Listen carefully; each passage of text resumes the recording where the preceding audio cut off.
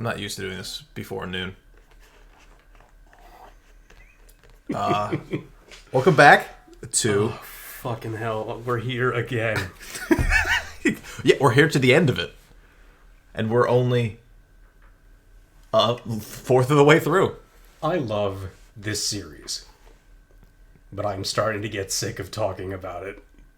Oh, come on. What's wrong with DMC? Do you realize that by the end of this topic, REEsponse as a series will already most likely be longer than the extended Lord of the Rings trilogy? I think quality is comparable there. I think that's a fair comparison. Oh, fuck this. Ah! God on my face. How do you do this? I'm opening my beer early this time. Oh, Christ. All right. Well, we're continuing to watch or to respond to Twin reviews, The Hard Truths About Devil May Cry 5. It is the same beer as last week. It is a 5%er from New Mexico, comes in a pint can. I will stall for time for as long as I have to.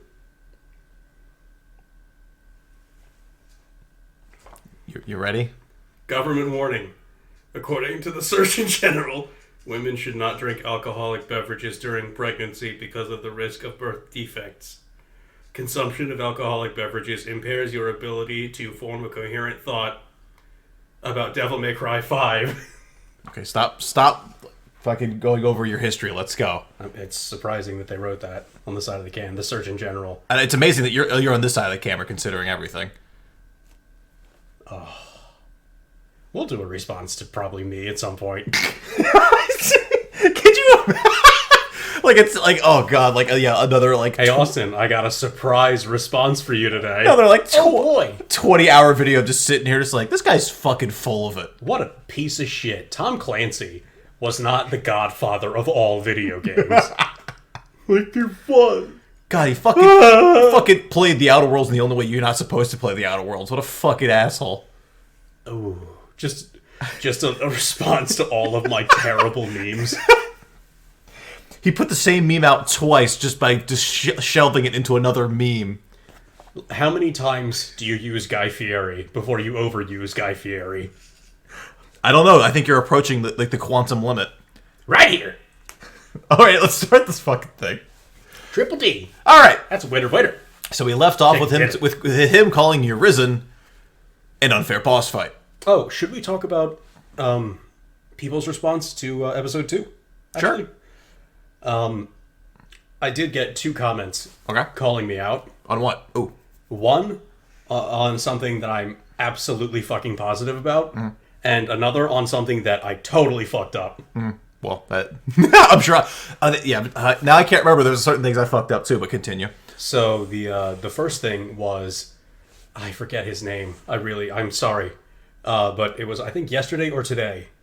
Yesterday, I believe. He and I had a discussion about whether or not anonymity on the internet allows people to speak their mind, or whether it actually does create a, I suppose you could call it toxic culture?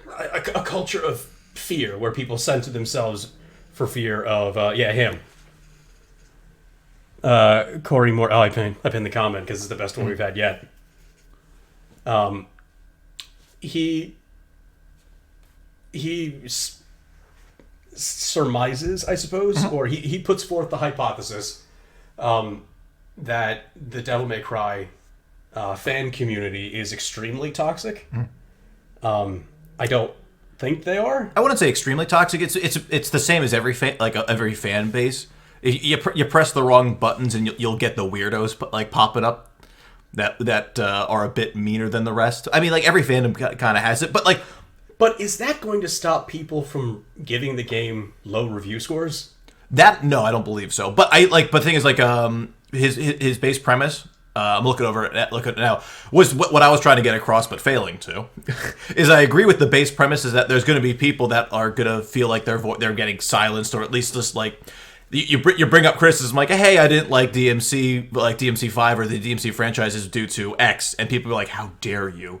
X is integral to the series. You're you're stupid. You're terrible. And it's just people cannot like things for subjective reasons. That's fine, but people will be assholes about it. That's true. I agree with that.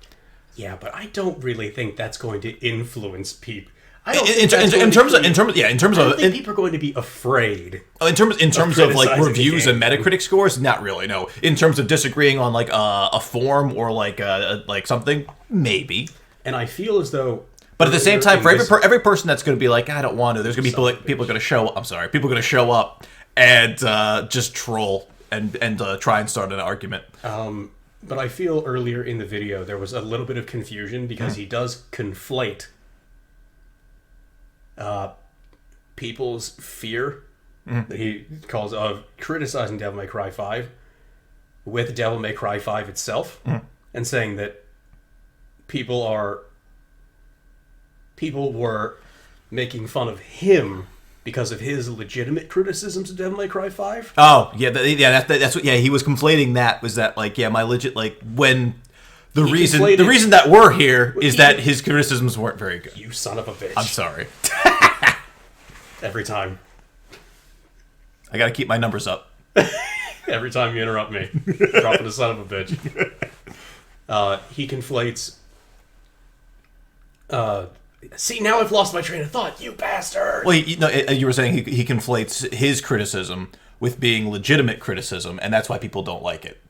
Because the DMC fan base is too like. No, he said that people don't want to hear legitimate criticism of Devil May Cry. Yeah, and his source was 1, Metacritic, and 2, his pre-release video of Devil May Cry.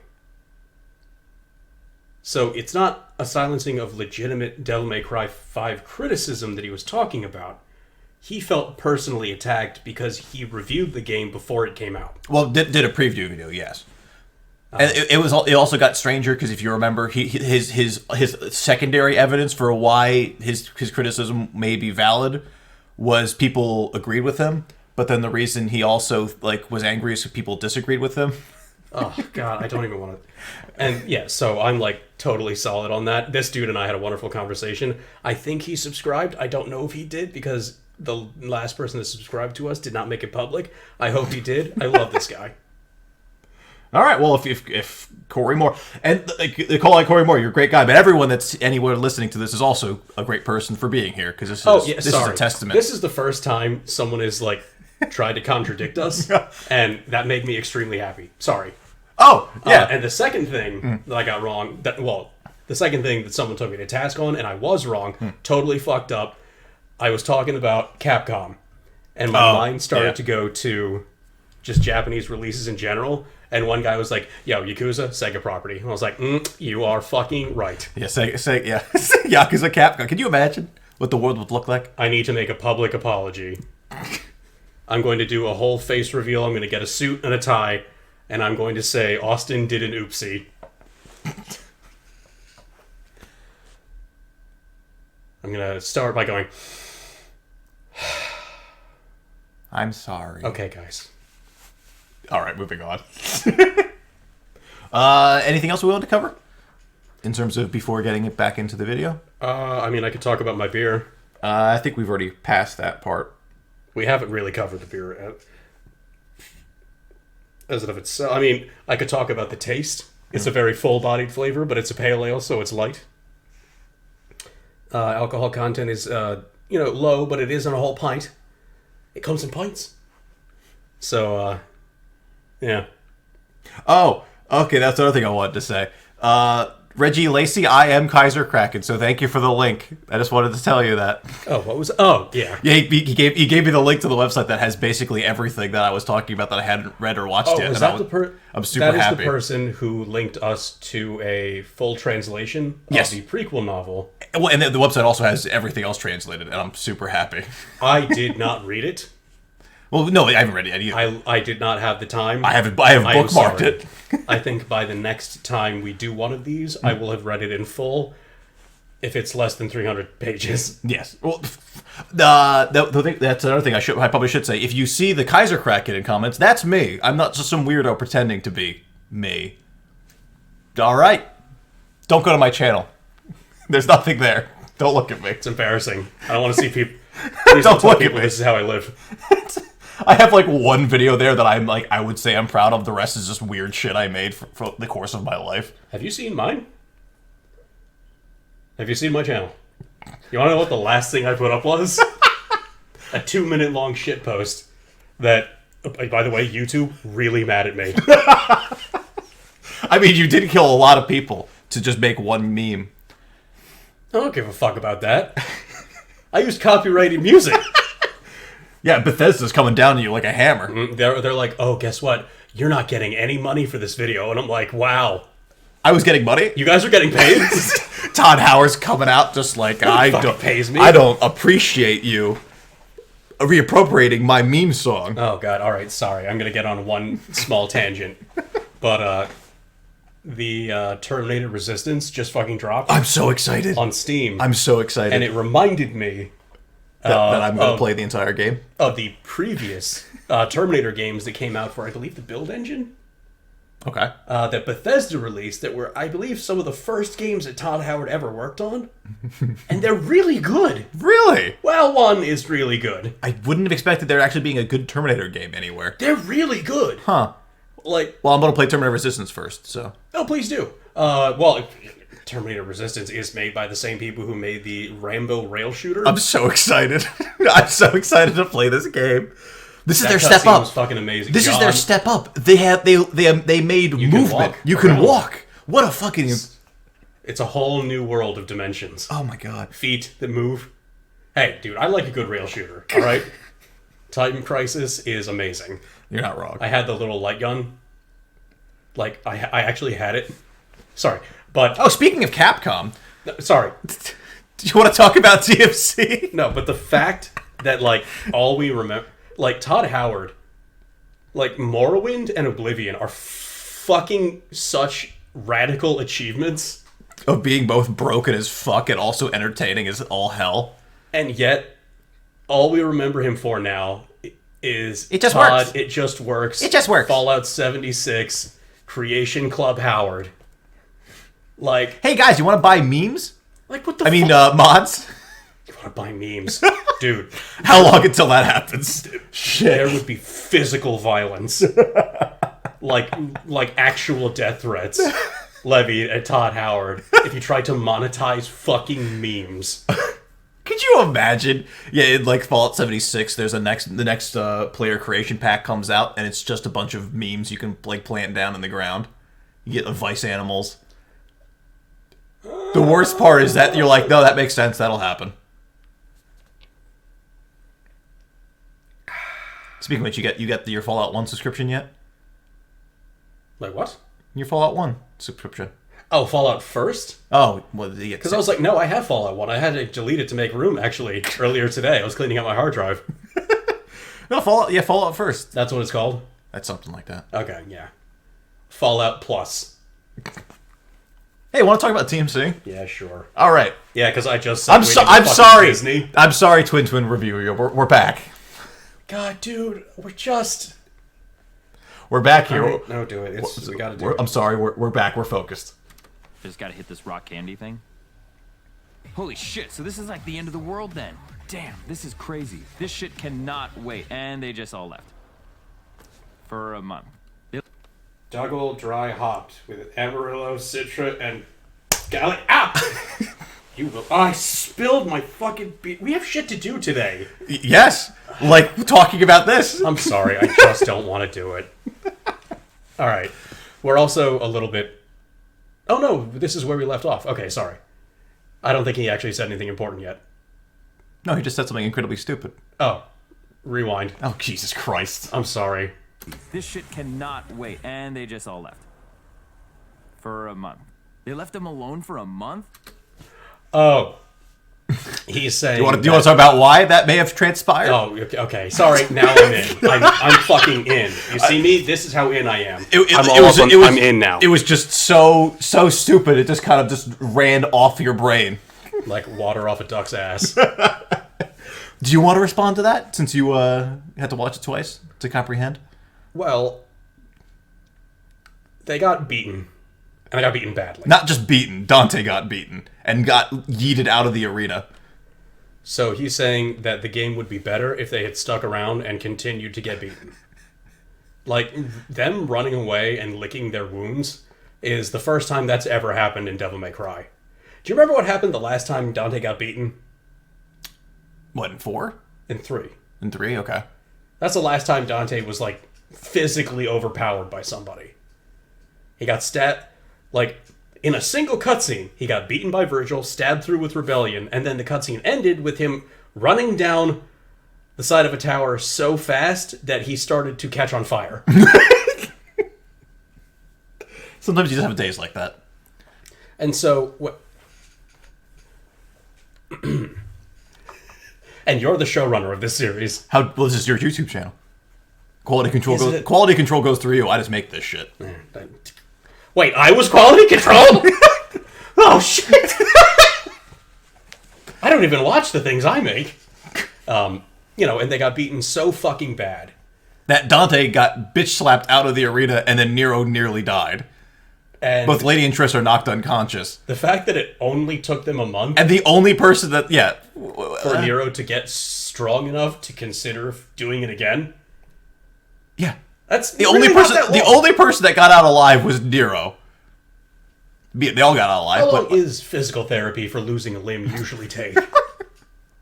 I mean, I assume, like, literally, the only fighting force they had was V and Nero, and it's very clear. Well, V in quotation marks.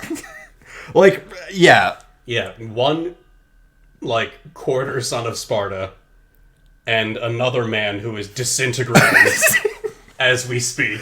Oh yeah, I'm totally sure they could just beat up Urizen and solve that plot right there. Mm-hmm. Actually, he's right. In the original cut of this game, in the cutscene where V comes to talk to Dante about Urizen, what he actually says is, "Dante, I just want to give you a heads up. There's some shit going down, but I can totally handle it. Don't come." Well, you know the Virgil part inside of Does Steven have a name? No. Fuck you. I'm leaving, and I'm taking my half of the pay with me. I mean, okay. Well, what to split hairs is he feels as though the sense of urgency that he was expecting didn't carry through. I was going to say, to split hairs, I can at least see with the criticism, because he's not talking about explicitly about Urizen. He's talking about how the plant limbs are stabbing and absorbing people's blood. But even on that, in that sense of like, what can V? Well, V doesn't give a shit, and what can Nero even do? Yes. Nero clearly wants to do something, but V's like, hey, fucker, we need to leave. The person with the sense of urgency is Nero. Yeah. But he's clearly outclassed. Yeah. And the thing is, he even knows that because... V has to, drag him away. Yeah. Bastard called me dead weight. And he's like, stop, please. I think my V impression's getting better. Yeah, I think so. Dante. Just add more disintegration into your voice. Dante. All right, well, continue. What the hell is going on? Wait a minute. Urizen is Virgil, isn't he? Are they doing Devil May Cry 3 again? They're doing Devil May Cry 3 again. Wait, but... Oh no. It's the reboot, isn't it? What's going on? No. Oh my god. Oh my Virgil's god. in it, therefore it's the reboot. What the fuck was that? Virgil's in it, and Virgil is back, and he's fighting Dante. Therefore 3. Therefore reboot.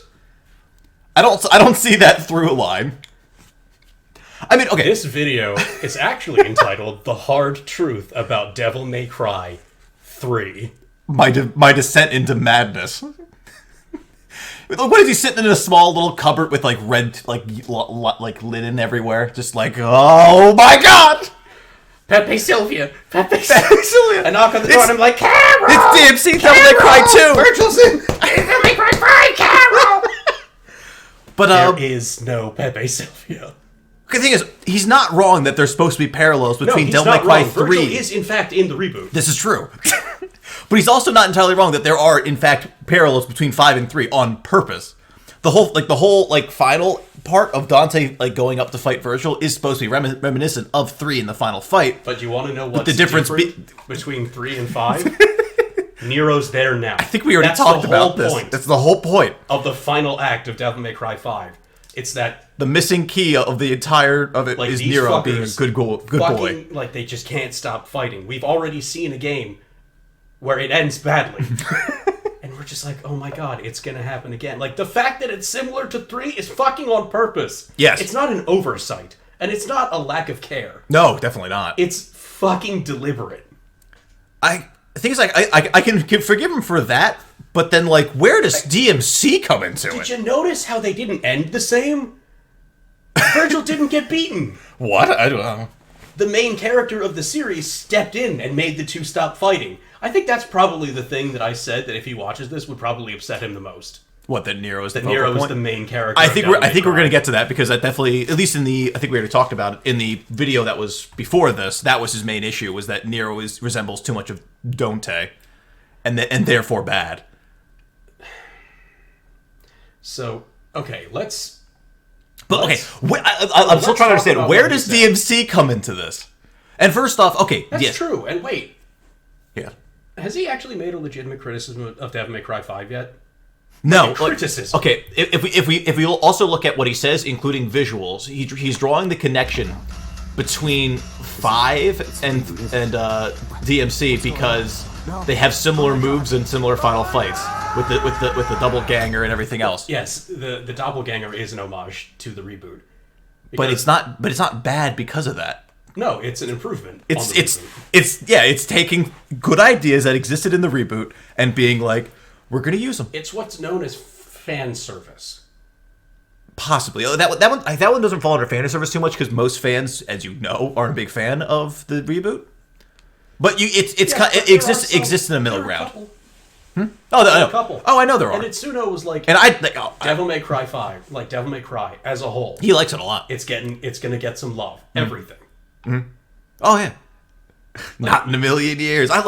It's really great how they actually quotes Devil May DMC in that fight. It's kind of impressive, yeah.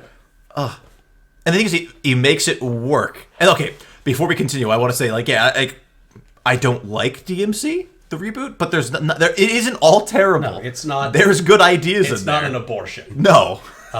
We do need, but let's make his argument for him now. Okay, actually, sure. Regarding the similarity between 5 and DMC. Okay. Or 3 and DMC. DMC 5 and 5. What? The similarities of DMC start 2-5 start and begin, I suppose, at the last cutscene. I'm trying to think, there's nothing else that's similar. Virgil basically reveals the double ganger. He's a secret asshole. Oh, well. DMC. That fedora should have given it away. It's about, who cares? It's about taking out Mundus, and Virgil happens to be there to help you. Yeah. And then you fight Mundus. Yeah. You beat Mundus, and everything's amazing. And then Virgil basically says, and now we have to protect humans. Therefore I must rule them. They are too weak to protect themselves. I must protect them. It is an ideology that is completely different from Devil May Cry Virgil. Yeah. The fact that Dante and Virgil come to odds at the end of a video game and end up having to settle their differences through combat has happened before. Yes. But there is almost no narrative similarity between this fight and the fight at the end of 3 or 5, aside from the fact that the characters have the same names. And he has a double ganger. Double ganger.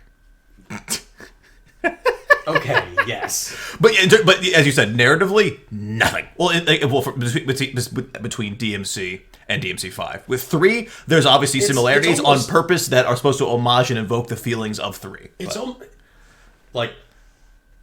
In DMC, Virgil has an almost Dante-like affinity for humans. He just doesn't believe that they can protect themselves, and he must bring order to humanity. And in terms of the narrative of that game, forgetting everything else, that as a reimagining of Virgil isn't terrible in its baseline construction.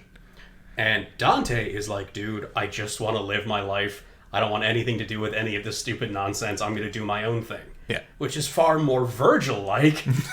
Well, in terms of at the ending of DMC, he's much more... They try to evoke the same journey from in DMC 3 for Dante. From in the beginning, he doesn't give a shit, and then at the end, he's supposed to have waken up to him. I'm just telling you what DMC is supposed to... The reboot is supposed to be about. Not saying it accomplished it very well, but at the very end, the reason he's fighting Virgil isn't because he wants his own freedom, because he wants freedom for everyone. Not that it really matters too much. Okay, I can see that. But that's what it's been a while. That's what the narrative is supposed to be telling you. It's not executed very well, but regardless. But I don't see the similarity. There are no similarities. That's the point here. Okay. To be honest, fucking Nero is closer to Dante in that final fight than Dante is to other Dante. That's true. But even then, like, that connection is like so fucking strained. There's like 8 degrees of separation there. Oh yeah. We make the connection because they're both technically Devil May Cry games. Pretty much. That's why we have to try to make the connections here. Yeah, I don't like where he got them from, and therefore DMC 5 is bad because it invokes me remembering DMC. Moving on. So now that we have the setting down, That's another thing I want to say before we continue. Using CinemaSins noises in your review videos that's supposed to be a serious review, not a good start. Where was that? And what are CinemaSins noises? Here, that ding. Oh yeah, that is. Oh yeah, okay. I know them now. Yeah. so now that we have the setting down, the world But we building didn't is a do that. mess. But what actually happens? The world building's a mess. Generally, when you want to review a game, you give a brief summary of a plot. I think that will be your setting. Okay, he used the wrong word. He's world building as in the establishment before the plot took place is what he's trying to say. Oh no, he's saying now that we have the setting down. Yes. Which is also he didn't really do that. Yeah, not really. He more or less threw out like kind of asinine assumptions about what was going on that were kind of wrong. I mean, This Arisen fight's unfair, he therefore also bad. skipped to the end of the game, which isn't really setting. That's also true. He just kind of like plot. he kind of went insane there for a second and went ah, and then kind of came back to reality. That was weird. I would have put that. I would have put talking about the end of the game under plot and not before plot, because that's not setting. That's plot. Moving on. That's semantics, I suppose. That's not really a criticism of the video itself. That's just structurally every video. It's not terrible, but yeah, you could have shifted that around, but it's not awful. In Devil May Cry 5. Honestly, almost nothing. Wait, Stop hold on. doing Cry that. 5. Hold on. But what actually happens in Devil May Cry 5? Honestly, almost nothing. Even though I make fun of it, the whole beginning chapter of the game is actually my favorite part. It throws you right in the middle of the action, and at least sets up some detail. Almost nothing. Do you realize how many minutes it has been since we've been like, dude, give specifics. You can't just throw out Nothing. lofty statements. You just you can't just like. Let's go over the plot. Okay. What happened? Nothing. It sounds like he's trying to qualify it here, but at the same time, it's just like, okay, nothing. Okay, we've already kind of gone over that you like DMC 3. In terms of plot, in terms of actual events transpiring, you could almost make the argument that more happens in 5 than 3. 3 just has more set pieces and more stuff you kill and do, but 5 actually has plots and revelations happening. In 3, Dante climbs a tower twice. Yeah, and the main plot beats are he meets Lady, comes to get fights Virgil, meets Lady again, realizes that, oh wow, I have emotions and stuff. And oh shit, I realize you have emotions too. Oh my god. Fights Virgil again. And then him and Virgil fight Arkham? Yeah, that's his name. I'm missing a few plot beats, but it's basically the same. 5 has you could argue that 5 even has more. Yes, if you say that nothing happened during Devil May Cry 5, you also have to say that nothing happened during Devil May Cry 3, a game that you profess to love. it sounds like he's trying to qualify it, but that's a bad statement to start what with. I'm trying to say, that's almost hyperbole. You gotta give some evidence now. You have to, remember in the last video I said, okay, dude, now is the time. Now is the time to give me give the factual specifics. references. You haven't given anything yet, and you've hit us with another. What happens? Nothing. It's the worst story I've ever seen. Well, it's one of the worst games I've ever played. We're not through it yet, but the worst thing is that nothing happens in DMC5, and now I'm going to talk about why I like the opening part because apparently in his words something happens, and then but nothing else. True. That's not nothing. That's something. Something is in fact more than nothing. Let's let him finish this train of thought. Decent stakes, but without any kind of follow through with the rest of the game, it falls flat. Almost no follow through. No follow through. You fight your Risen 3 more times with increasing stakes every time. Yes. No follow through. That opening scene establishes the stakes and momentum of the entire story going forward. Nero get angrier and angrier. If you want to talk about Risen basically styles on him. Yeah. If you want to talk about eventually he snaps out of it. But the entire game is follow through for the first fight. Yeah. If you want to talk about a point where the plot sort of stagnates and kind of stutters a little bit, I would the part I would argue for that is when after your Risen turns back into Virgil and Dante is climbing the tower. Those I think it's 2 levels. Really? At least for me, I was a little just okay, there's a little too many levels going on here. No, you think so? Because at least for me, it's extremely Dante minor. Versus V's Familiars fight was awesome. Oh, that was awesome. No, I'm saying that was awesome. For me, I think the only part where the plot stagnates is during the first couple of V levels. I could see it. I liked it because I was enjoying playing as V, but I could agree with that. There's not much happening. Is V just basically going from one place to another. Exterminate some Clifod roots. Basically, we have to have a level where not really anything particularly horrible happens because we have to learn how to play as V. And then we can go into the Clifod and the real story can start. Yeah, that's true. I would say that's probably in terms of plot happening, the slowest one. Although I still think V has one of the cooler bosses in the Chariot Knight guy, the time guy. Oh, Cavalier Angelo running on top of the Greyon Knight.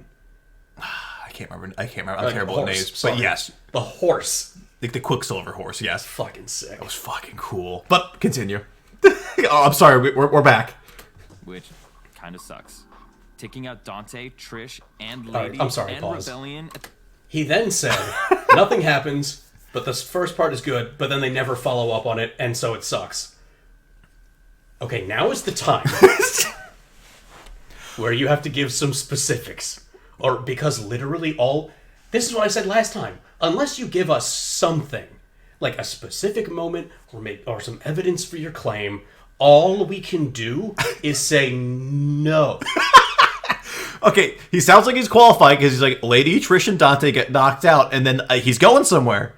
Let's see where it goes. At the same time, it's kind of a bold move. Yeah. But the game doesn't really treat it as anything to worry about. It's so much of a I doesn't need to worry about that. Nero leaves for a month to recruit and retrain, and then comes back and has all the weight of stress on his shoulders. I have to beat your Risen myself. The game doesn't really treat it as anything to stress about. Wait, our heroes run away for a month and lick their wounds while people are being slaughtered. That's stupid. Why don't they stick around? You have to pick. Okay, if I want to be super generous to him, I can partially agree with the fact of when they leave and they come back, particularly when they come back, there doesn't seem as much urgency as there should be. But even then, it's not that awful. But can you see what I'm talking about when they go? He's being a wacko. It's a little wacko crazy, but at the same time, it's still my crap. He's saying that energy's always going to be there. Things are being killed for a month. Yeah. Why isn't Nero freaking out? Why isn't Dante freaking out? Well, Dante's unconscious, but but the lives of regular humans, humanity as a whole, is being protected through Dante. But can you really ever? I think the only person that has ever given a shit about a regular human's life is Kyrie. and by extension, Nero saving Kyrie, saving children. Yeah. Dante has never saved a human's life, like a civilian's life. He's never had much opportunity to, but he's generally been pretty aloof. Like, he always will step in to, like, help things, but, like... So saying that, like... That's true, there is no hard reference for that, like, but he does care. You can't say he doesn't. Like, no, there is a sense of justice through, like, in Dante and Nero. Yeah.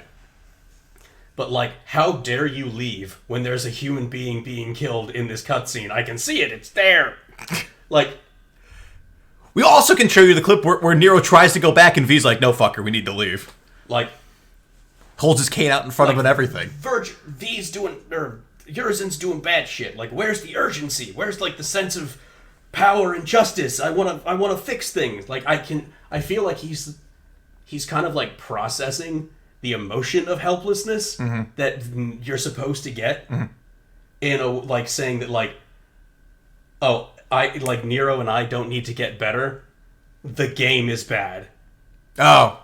I can kind of, see like, what you're the game is that. trying to invoke a feeling of helplessness, and he is interpreting that as the game's failing, and not instead of using it to establish internalizing the emotion that the game's trying to convey story wise. Yeah, I don't. It's a weird take, to say nothing else. Like, like that's what I can. That's what I had. I'm trying to figure out where it's coming from. Yeah. Because he's not giving us references. No, because he has no. Like, now is the time, but no. Again. All right. Well, let's see where he's going with this. Issue that they wait an entire month before going back, supposedly so that Nico can make Nero's breaker arms. But why write in such an inconvenient time gap when the breaker arms don't even make that big a difference in Nero's power level in the first place? And what? Son of a bitch! You can stop time eventually with your breaker arms. In terms of power level, it also explicitly shows that that time gap does give Nero a great increase. Remember, the second time you fight Urizen, you don't beat him, but you're able to break the shield and canonically you break the shield and cut his hand. You do damage to the King of Demons. Nero is much more powerful now. Urizen actually stands up and goes, "All right, now I'm just gonna crush you because you're pissing me off," instead of being a useless fly. So, Nero does gain power from the Devil Breaker. So what's the ideal here? Also, inconvenient period of time, as you kind of seem to be missing the point that period of time skip is supposed to, as you said before, increase the dramaticism of, I don't know, the urgency. You're supposed to feel like you have a score to settle with that son of a bitch. Vroom vroom. I'm bagging this bitch. What would have been the ideal amount of time? I guess for him it would have been no amount of time. Nero, Nico just goes, "Oh shit, I forgot to give this to you before you left." Yeah, what's Dante your goes flying out the Clifog. Nero gets knocked out too onto the street. Nico just shows up in a van, chucks him gives him a breaker arm, or all of them, because you said that you don't like having to rebuy the thing. So every breaker arm, and then you go back and then you fight Urizen and then you beat him. But then I feel like your criticism later is going to be focusing on Nero too much. What's happening? That's technically the plot of Devil May Cry 3. Oh no, is this where this is going again? You get beat the first time and then immediately power up, and then you just go back up and then you fight. This DMC5 is trying to do something a little bit more. And as you even established yourself in the very opening cutscene with Lady Trish and Dante getting knocked the heck out, it's what was his word? It's daring. It's a bold move. It's a bold move. Yeah. To have the only undefeated, basically undefeated legendary Devil Hunter beaten in the first fucking cutscene. Yeah, that's true. Well, undefeated by everyone except Virgil. And I guess the government didn't bomb the city. Is there a government? In light of this incident, the government... I'm giving world building another wrist slap. So plot-wise, Okay, stop. In terms of world building, yes, I probably would have liked to have known a bit more about what the government response is, but at the same time, it's not important. You saw government response. You see that soldiers are holding a bridge, which looks like they're cut. Like, hey, guess what? They seem to be implementing a quarantine of some kind. Like, hey, it's overrun. We have to nuke the city. Is like the most cliched piece of shit. Like, Day of the Dead clone, story contrived writing drivel. And like, yeah, you can also make we don't. I mean, you could cite this as a criticism, but I really wouldn't. You don't know the overall establishment. Demons are so powerful, dude. The people in Fortuna worship Sparta. They consider him a god. Yeah. Because the demons, he got rid of them mostly, not all. They still come from time to time, but that's enough to deify this motherfucker. Like, St. Patrick has a day. Every Sunday, these people worship Dante's dad. Like, so to say that like the government should have done something about the demons, or why didn't we see more of the government try to do something about these demons? Like, yeah, humans made a bit of a resistance, and like there were still some crew cuts alive a month later trying to save civilians. Yeah. When Or at the Nero very least, shows up holding and goes- holding a bridge that might be a quarantine. and then Nero goes, watch this. And then you see the Let me difference in power. Watch me ride this ant like a horse. Yeah, like, and then you see the difference in power between humans and, like, Nero? Or Nero? a demon hunter. who's like a quarter demon. Like, come on. Like, yes, like, the government, like, of the world, like, I want to see more of Fortuna. Like, these are pieces Those of are the world-building story- parts I would like this to is see. pieces of the world that I'm curious about, but I don't think that their either absence or partial omission diminishes the quality of the story. No, not at all. And like, if you want to super split hairs, okay, say we assume that the DMC world has nukes. If they use the nuke, well, we don't have a story anymore, or at the very least, the setting. It's a bombed out wasteland where Urizen might just be hanging out, and Nero has to walk through the ashes to get there. Like, Devil May Cry 5. Devil May Cry.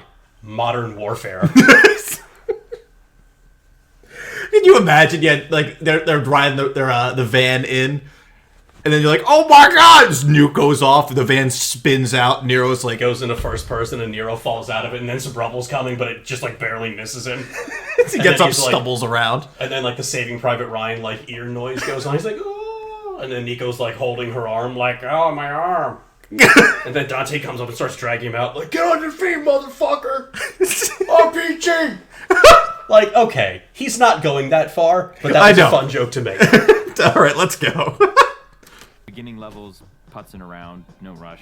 You basically Putzing around. You're the whole time you're going farther and deeper into the city. You're heading to the Qliphoth the entire time. Oh, in the first mission, you're going up meet with V to go then farther into the Qliphoth. And then V stops you and says, we have to make a little detour first. Yeah, we need to For like V's tutorial. Like, okay, yes, that is a... putzing around. You're sprinting through the city in a straight line to get somewhere. And the only reason you're on your foot is because Nico says, oh, no roads from here. Even though she gets there somehow. But regardless. Nico's such a son of a bitch. Oh, I can't get there. You'll have to go on your own. Shows up 10 minutes later like, oh, I found a way. Then you call her. She's like, keep your panties on. I'm on my way. Huh? Well, of course, to be fair, every time she drives to meet you at a payphone, she almost dies. This Like, is very true. visibly almost dies. That's actually probably what it is. It's not that they can't get there. It's just that neither V nor Nero wants to stay in the van that long. How many times does she almost kill herself driving that van? Oh, good It's amount. like 7. And then, like, one of Well, she almost kills V twice. And then she almost runs over Nero, almost goes off that cliff. Oh, yeah. She plays it cool, and then Nero turns to get in the van, and she's like, oh my god. And I love Nero's expression, too. He's like...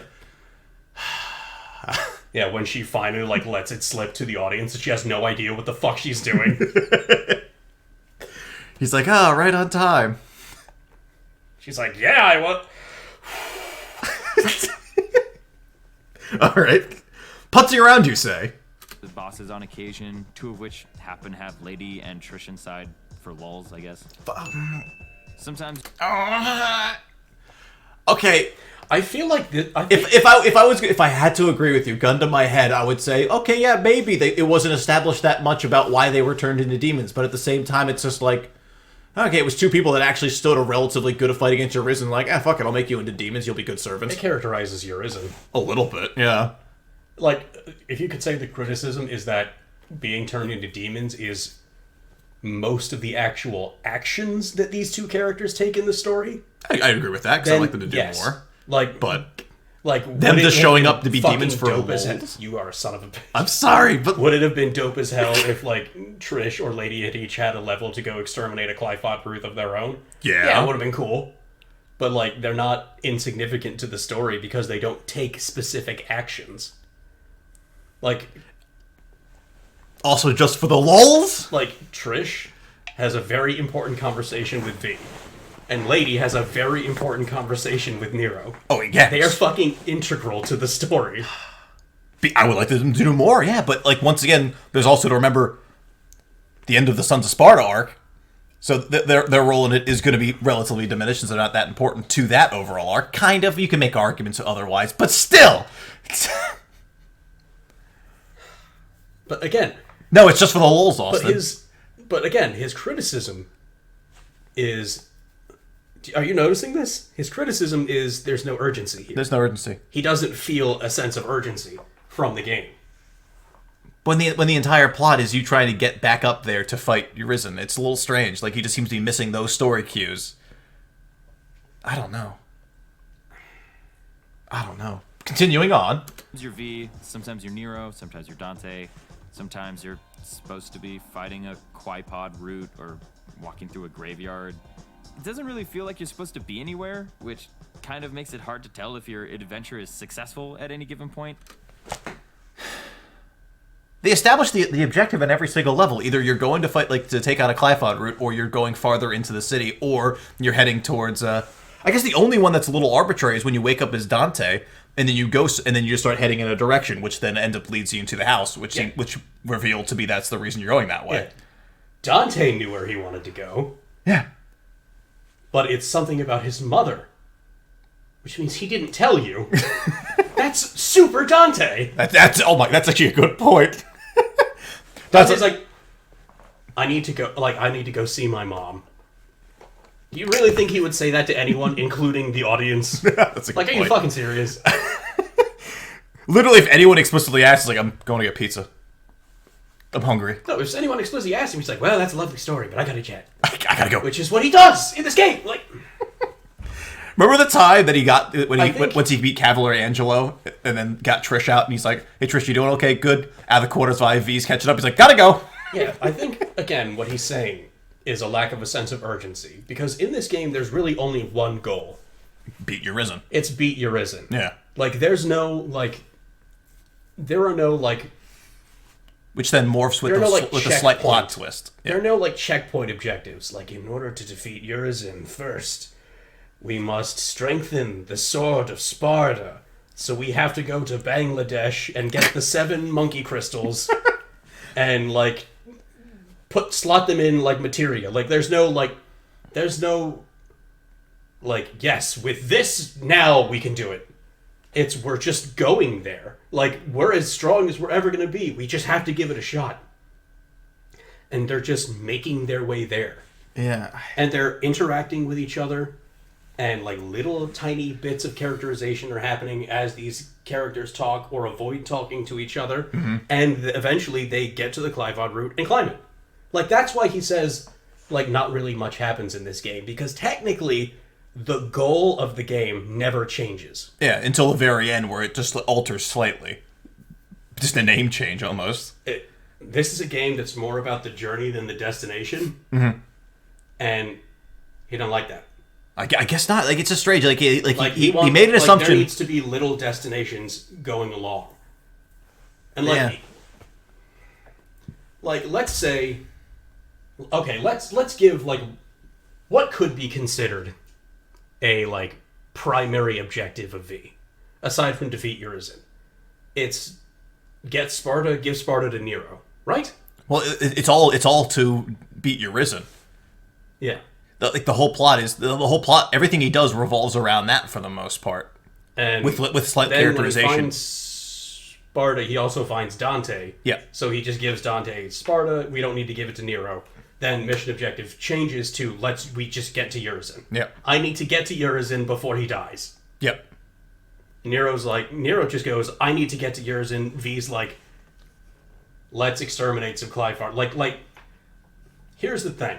Like, valid criticism. Yeah. What did exterminating the Clifod roots do? You could like Does it open a pathway to the Clifod?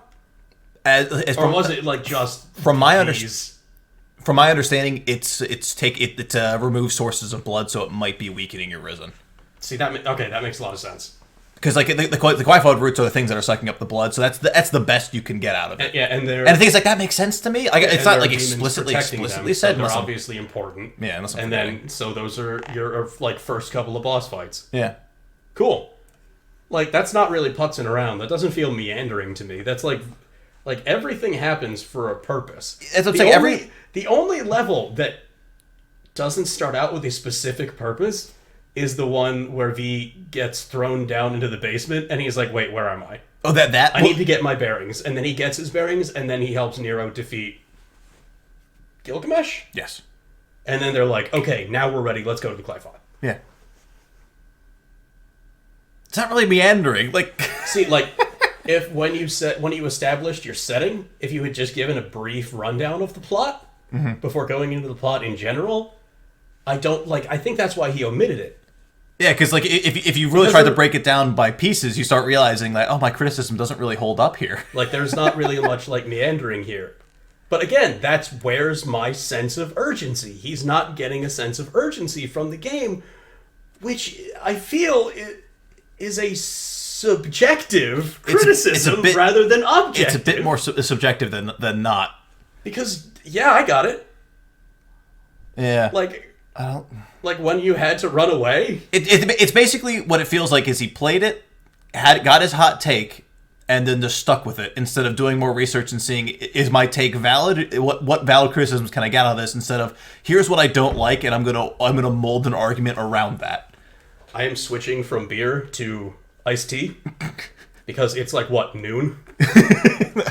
All right, what else you got? So you pretty much just run around until it's time to fight Urizen. Fight him like You run to Urizen. Yeah, you don't run around. You run to Urizen, and then it's time to fight Urizen because you're there. Let's keep going. We keep saying the same thing. 14 times, and that's the whole game. 15 Time times? to fight Urizen. 14 Fight him times. like 14 times, and that's the whole game. I feel like this video is also just surrounded in so much hyperbole. Like, what's the word? Hyperbole or There's a lot of hyperbole going on. It's hyperbole. Hyperbole, okay. Because there's a lot where he just keeps saying nothing happens 15 times. I'm like, okay, yeah, hyperbole can be used to get your point across, but at every point you make is hyperbole, you're like, I don't know what your point is, sir. You don't, like, you pepper jokes in. You don't go all jokes. Well, I don't know. They're all like it's like a half joke, half point, and it's confusing because I'm like, what's your criticism? Is this one particularly bad, or is it just you're like, it's annoying when I fight Urizen a bunch of times? You don't fight you fight Urizen more times than you have fought other DMC bosses. Like, he has different movesets depending on what form how he's far in, you which are is in the actually game. pretty cool. But the character of Urizen, you do battle against several times. Yeah, Yes. that is a fact that happens in the game. Is it particularly bad? No, because you has different forms with completely different movesets. Continuing on. Wait, what? Hold on. Something else has got to happen in this game. Let's see. They go to fight Urizen, they lose. They fight him again, he's Virgil. Dante fights Okay, let them finish this. Virgil, but that's bad. Nero fights Virgil anyway, he wins. They turn into butterflies, and they fly away. Oh my The god. end. Wow, that's it. That's the most ungenerous take I've seen of a plot ever. Okay, let's get off the black screen so it's at least interesting. Whatever, that works. That's your whole plot synopsis. Jesus Christ! What about all the conversations, You all the omitted- characterization? You omitted one of the three main characters. That's a good point. He didn't talk about Nero the entire time. No, he didn't talk about V. He left V out of that joke plot synopsis. Well, he has V and both. Well, he mentioned Nero, but he completely didn't mention anything of V, like Nero's subplot, which is integral to the entire story. See, I don't even think Nero is a subplot. Well, okay, it's not really a subplot. Nero is the A plot. That's a good point. Yeah, you can make arguments which one's the A plot because they all pretty much have the same amount of time airing. But either way, I think Nero is A, Dante is B, and V is C, but not by much. What is this guy's definition of plot? Just like the factual events that happen, events that occur in the story that don't revolve around any conversation. That I'm like, this is like okay, I guess. Like this, yeah. The game has a surprising amount of actions and boss fights that happen to characterize, like to give characters to reveal their motivations or their insecurities, and it doesn't like push the overall story forward. It doesn't mention anything in a about way that gets you closer to the credits.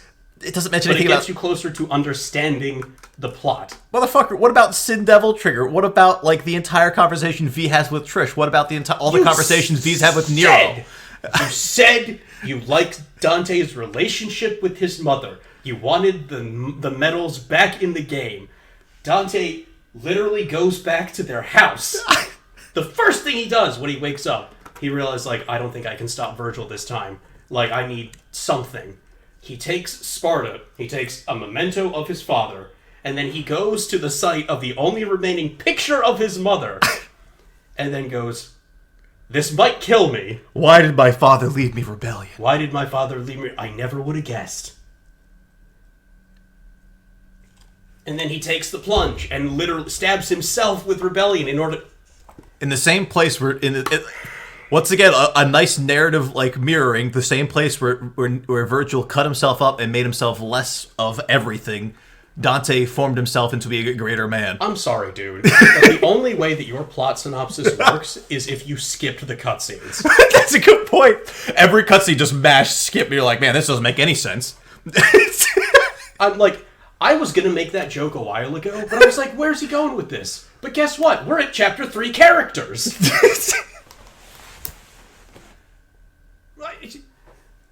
What can you say about this? Nothing happened in that plot synopsis. Nothing. No, that plot synopsis was nothing. I'm confused. I'm confused. What about the entire plot where Virgil comes back? Nero finds out that Virgil is his son. Nero becomes conflicted, has a conversation with Lady about killing your father, then goes and talks to Kyrie. Like, I need like a second or third opinion. I need to call like the one person in the world whose opinion I value more than Dante's.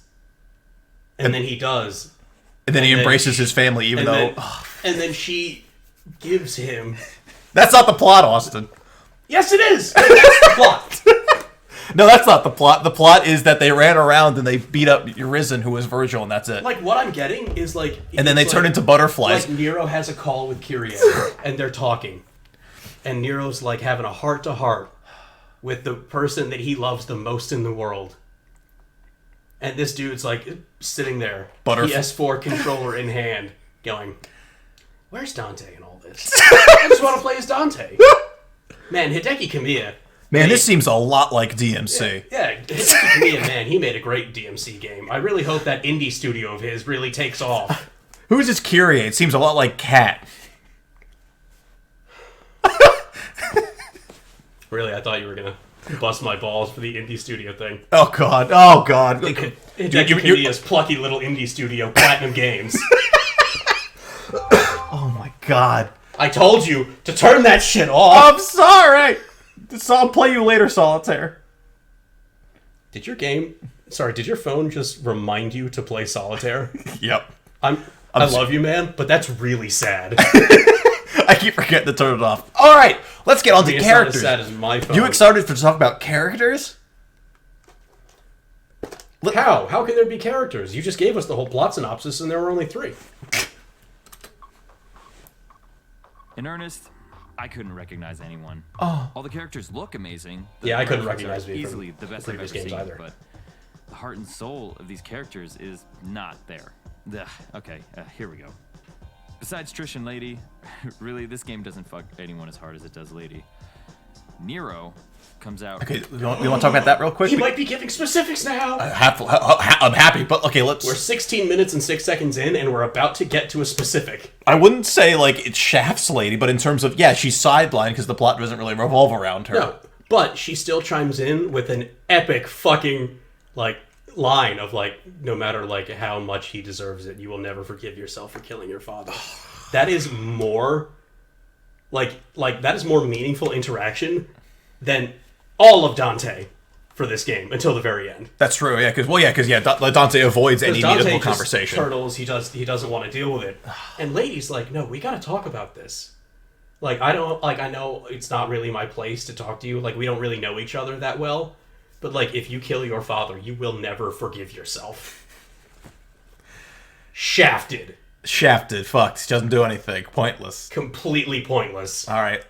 Also, doesn't recognize... Well, what's he meant by recognize? It sounds like he's not talking about visuals. It sounds like he's talking about characterization. But Dante's the same in this game as he's been in previous games. More so than some games. This is like fucking Dante distillate. This is... It's wacko, crazy pizza man Dante, but really showcasing like the underlining part of his character, where it's just like, I don't really want to deal with family and emotional things. I'm not very good at it. Like, Dante was super aloof at the beginning of 3, but he woke up to justice, but he was still incredibly flawed. Yeah.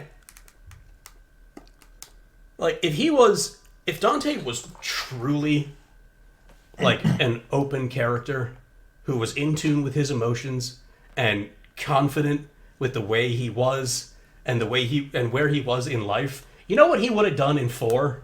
What? Do I know you? No, hold on. Like, okay, yeah, take the Yamato. Like, do we know each other? Like, what's going on What's here? with the white hair? Who's your dad? Do I know your dad? He wouldn't have just been like, no. Like, I'm not gonna, like, I don't want to take this step. Will we see each other again? Just hand signs and I'm leaving now. Probably. Maybe about 15 years. Like, I don't know what to read into it too much, but you remember also how DMC 5 or 4 starts? Dante breaks through the glass ceiling, just shoots the Pope in the face with no emotion on his face. Well, yeah. No, but that was us seeing that action from Nero's perspective. Yeah, I'm saying, yeah. Yeah. So we're not entirely sure if Dante was completely emotionless there, but that's what Nero got out of it. That's an important distinction to make. It is true, yeah. But yeah, I do agree with you that Dante was just going through the motions. Oh, in the beginning of 4, he really didn't give a shit. He's like, fucking these guys that are worshiping my dad are starting to try to call it the end of the world. Yeah, but fucking damn it. Yeah, but like the fact that like he was so excited from like the idea that Nero could be Virgil's son, but it was still like the only thing you can think of is like afraid. Remember how like kind of like actually like see if I could figure it out or talk to him about it or ask him. Like he waited until the end of the game that comes after it to fucking mention. To even like mention like, hey, and he never would have. We might be related if Virgil hadn't come back. No, yeah. Like the roots of Dante's, I guess you can call it, troubled emotional intelligence. No, it may or may not be from the fact that like when he was a child, his family got killed in front of him, and he's had to run for his entire life afterwards. Like even in and also deal with the fact that he's completely separated from baseline humanity. Even in Devil May Cry 2, that core character trait of Dante's remains intact. Yeah. The core of Dante's character is that he is emotional, but can't talk about it. Honestly, actually thinking about it, 3 is a combination of 1 and 2 in like the right mix. Like, do you remember, like, Dante's like, I want to help these people. Yeah. Like, I will sacrifice myself to save humanity. But I just don't want to talk to these people. Like, I don't want to show that side of myself. So I'm just going to say, I'll flip a coin. And Heads like, if it's heads, I'll help you. I'll help you. Yeah. And then it's at the end. It's like they're both heads. Like, oh, so yeah, fucking asshole. He was being charitable and helpful and a good soul this whole time. That's what I want to talk about. Even in DMC 1, where he's super aloof, and then eventually he cracks. Light! Fill my heart and torso with light! Like, he's like, no! Like, it was my one chance to, like, to grow. To get past Why'd you save me? Because you look like my mother. my mommy issues. But you'll never have her fire! Like that is Dante's core. And he covers that up with a syrupy, lathery, honey-glazed, Pizza grease laden. pizza hobo act. It's not entirely an act because that kind of is who he is, but at the same, but he embraces it more than you could almost say reality-wise. We're getting a little deep into it, but yeah, that's his character. There's a lot of layers to it. I don't even remember what started this conversation. Neither do I. But okay, let's see what he has to say about Nero, and let's see if he compares it to Dante again. Wait, go back for a second. I just want to. No. Oh, in the video. Rewind for a couple seconds. How far? Oh, that's right. He starts like 3 characters. I don't recognize anyone. Yeah. Their heart and soul isn't there. Oh, that's what it was. Yeah, we're talking about 5 is so distilled. now's the time, like, where you give specifics, and I can we saw and here now we're doing Nero. Please. Really, this game doesn't fuck Citations. as hard as it does Lady. Nero comes out really flat in this one. Oh. And I'm not just talking about his Flat? Okay, okay. I'm gonna let him finish. weird square jaw. As a character, I'm gonna let you finish. It feels like he's taken a couple of steps backwards. He's kind of petty and Because maybe it's just brought out. that is the first specific. Okay, we have a specific. Yay, petty. Okay, what can we get from that? He considers Nero finally. He considers Nero to be petty. Okay. In this, he feels as though Nero doesn't put people first or humanity first. He feels as though he's being selfish, which technically is true. It's true because he's being petty and selfish, but for reasons exterior of himself. He wants to prove himself to himself and Dante, and call dead weight. That stabs him in his core. He starts to struggle with darker emotions. Remember, he's like, I know you can't do anything without power.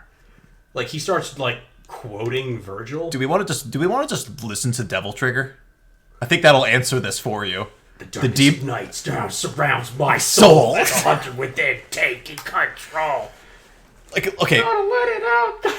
Honestly, he's even less. He's more selfish and petty in DMC 4. DMC 5, it seems he's grown as a person. Yes, but regardless of that, but the fact that he's kind of going, he's getting darker, it's because is the catalyst for his character arc, because his character arc ends instead of you can't do anything without power to I hate myself for not having the power to protect my friends. And then he gets the power and turns into a literal angel. From a place of selflessness that's becoming selfish, that's starting to crystallize into a hard Virgil, and he's walking a line in 5. To becoming completely selfless to a point that Dante never was. Yeah, the thing is, it's the same line. It's a continuation of 4. In 4, there was the line of Nero desiring power similar to Virgil, but wanting it to protect people. And so, that's a very fine line of if he lost the person he wanted to protect, he could just fucking fall off it into the side of only wanting power for the sake of power, Virgil-esque. That's right. He first DTs because Kyrie has been kidnapped. Yeah, and he's about to die, and he's like, if I die, who will protect Kyrie? What was it? I'll become a demon to protect her. Yeah. I don't care what people say about me. Oh, so sappy. It's so sappy. And it's the same through line in 5. Boy. It's just changed in the way. Even when he's trying to be cool, yeah, he's still a little sap. He's made of cheese. And it's changed in 5 because instead of gaining demonic power, 5's about having lost all his power to an extent with having his arm ripped off, but still trying to do the right thing. But it's similar to V. Nothing happens in this game it's like it's well written, but nothing happens. It's really a conundrum. All right, let's let him finish his criticism here. Because he only has Nico to talk to, but he's still stuck inside that little brother complex. Like Dante kind of offhandedly calls him dead weight in the intro, and Nero hangs on to it for like the entire rest of the game. Like, Well, okay, Yes. and that's the characterization of the relationship between Dante and Nero. Nero, in terms of everyone else, he's his own character, but when interacting with Dante, he's like, "Hey, Dante, I kind of want you to kind of respect me because I don't have a father figure in my life." And so when Dante says, "Get out of here, you're dead weight," Nero's like, "Oh fuck!" And No, do you remember how what he says? How he calls him dead weight at the end? Nero says dead weight, or Yeah, he hits backhands him. He backhands Dante. He's like, "All right, listen here, dead weight." Like he's like in that moment, he's letting go. Oh, of the that title. Yep, 100%. Like he's not like It's almost chiding or admonishing Dante. He's like starting to realize that phrase had nothing to do with him. yeah, and he's also realizing that like he let it have too much power over him the entire game. Oh, power! There's that word again. Like when he's like, "All right, listen here, dead weight. I'm not gonna let you two kill each other. There are other ways of settling your differences." Like he's like it's like this is me reading into it, which Yeah. is something that I do a lot, but I haven't gone in a play. I haven't like gone in like an shrinking analyzing a character in a way that is without evidence. Oh yeah. But here's what I got out of like Dante's characterization. There's evidence. That's fine. Yes. Like when we read into Dante, it's because he's there. What I'm doing It's a now lot of references is giving my subjective view for Nero. of that That's- sentence itself. That scene, because there's not a lot of following afterwards, so we don't get a good sense of exactly what Nero's headspace is. But you can, following the through line of the plot, you can kind of really get it. It was him. My interpretation, beyond what we just said, it was him realizing that Dante called him dead weight just to get rid of him from a place of emotional weakness. And basically, it's him just saying, like, "I understand. It wasn't about me. Yeah. But listen." But throwing it Like- back at him to get Dante to listen, listen here. This is Yeah, fuck. This is a problem that will only be solved with real emotional maturity, which, admittedly, I just kind of found. But yeah, if you want to draw this back and go to the framing of where Nero is and his headspace, where Dante called him dead weight.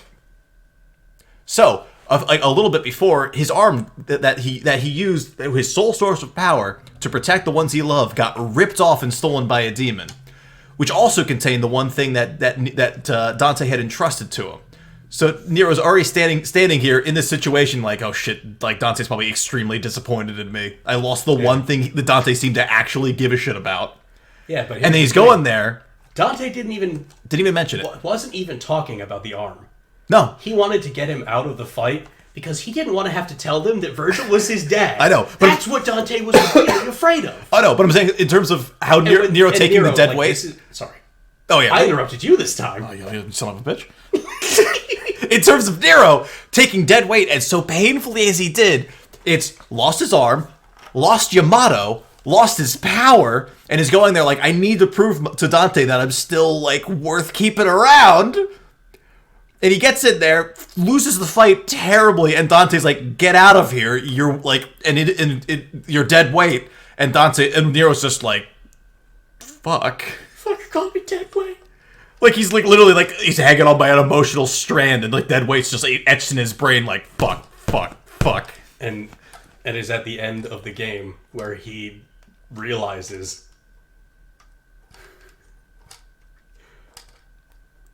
Dante wasn't even talking. Wasn't even talking about him. He just said that because he was scared. Yeah.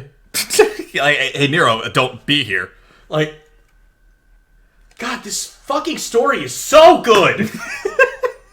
Like notice how Dante splits up. 5, Yeah. But I have so much more appreciation for the story. Oh, going through this? When we dissect it like yes.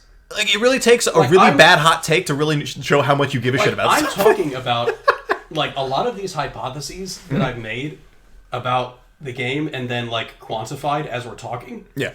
I say something that I believe is true, and then I look for evidence of it within my head, and I'm going through the game as we're doing these responses. Yeah.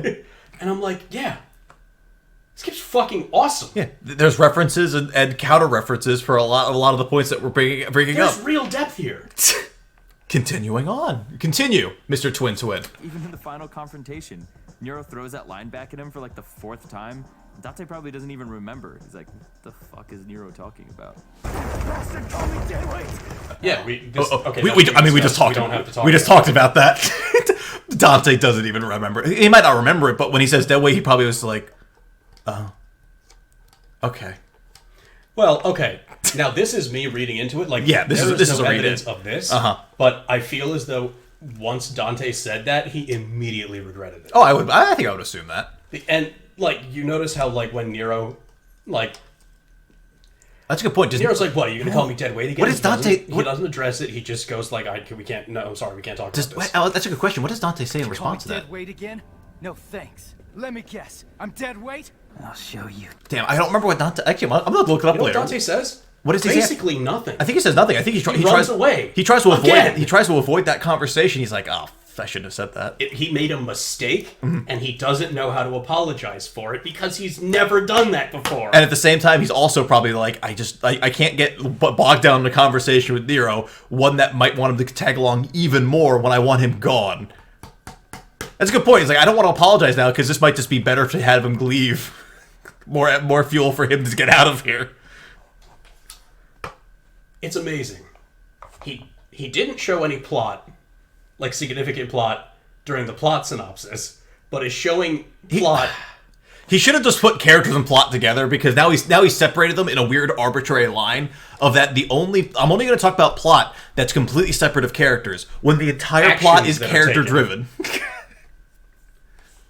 So it ends up the plot synopsis just being this weird skeletal nothing. And you're like, what the hell's going on? And then the characters, he also again somehow misses the point. He gave like a storyboard frame that Hideki Kamiya probably said like, okay, broad points, like bullet points. This is what's going to happen. Did I say Kamiya? I think you said Kamiya. It's Tsuno. It was like, we're going to have the story is going to be about Dante and Nero and Virgil, basically. Mm-hmm. And they're going to clash, and Virgil is not going to die. They're going to settle their differences. Yeah. And the shareholders are like, okay, all right, run with it. All right, Twin, you got more for Nero, or are we going next to character? Dead weight. What doesn't work for Nero for me is that in Devil May Cry 4, he seemed to be this kind, thoughtful, angry kid. There's a lot of emotion going on with Nero, and a lot of heart. But now he's just kind of flattened out into a stock hero with a bad attitude archetype that's honestly not as interesting to me. It also doesn't help. Don't compare Nero to Dante. Don't do that. But flat and unemotional. Hey, do you want to talk about the entire scene where Kyrie, I don't know what to do. I've been found that I had a family. It's fucking bizarre because now he's going to he's going to compare the two of them. Flat and emotionless the entire time, like we just talked about his entire obsession with deadweight. His irregular emotional state is his character arc. Well, remember every single scene where he just sits he always gives V the time of day and always listens to him, even though he's weirded out by V. But he's a nice enough guy. He's like, yeah, I'll help you out. And the fact that he doesn't smoke, and the fact that he won't swear in front of Kyrie. And the fact that when a homeless man showed up to his door, he invited him in and offered him food. A weird homeless guy just stands there breathing heavily. He's like, you want to eat something? Yeah, it literally took someone ripping his arm off, ripping it off, not cutting it, ripping it off, for him to start getting kind of pissed. The entire plot of the game is him awaking to his own sense of justice and be like, hey, you're not going to kill each other. I'm going to make sure of that. I would say he wasn't as kind in 4. He's kinder in 5. He was angsty in a reactionary way to the way that instigates people in Fortuna treated him. He instigates a lot of fights in 4. Like, he keeps instigating fights with Dante. Every time he shows up, like, I'm gonna fucking kick your ass. He doesn't have that kind of, like, emotional security blanket of Kyrie. The way that... just, like, a person that, like, will love him. Just, like... Because Kyrie is, like, so fucking good for Nero. Like, Kyrie is a strong woman in a fucking feminine, compassionate way that I think is probably more strength than, like, I don't know, Birds of Prey movie or, like, we Rey don't know. from Star Wars. It's not out yet. Yeah. But, like, strength of character, to me, is more important than, like, physical strength or, like, combat power. And I feel like that's kind of going away nowadays. But that's not the point. The point is that, like, when they get together, when Nero, like, finally, like, kind of takes the plunge... It makes sense. To Kyrie how important that she is to him. It makes sense that he's a bit less emo and angsty. He kind of, like... Because he's not a teenager anymore. It's like when my brother went off to college and met his now wife. He was such an asshole before he went to college, and now we're friends. Wow, what a surprise that when people age up, they become slightly more mature, and they may or may not mellow out a little bit. Love you, bro. At the same, fucking Nero, even he's not still gonna watch this. Nero still himself still has like the you're like a knuckle scratching fart in the wind. Yeah, and He's still kind of like the angsty teenager's still in there because that's still Nero, but he's mellowed out because he's older and has a good relationship with someone. Remember in 4 when Nero was feel more emotionally mature in this game, except for the fact that something triggered his anger. Except he had a horrible emotional break on multiple levels that were caused by multiple horrible traumatic events, including losing an arm. Dude. But remember in 4 when he was so angry, Dante had to step in and beat him up to have him calm down. Yes. Now in 5, he kind of at least remembers that. He does the opposite. He helps to... And now, we've talked about this at length.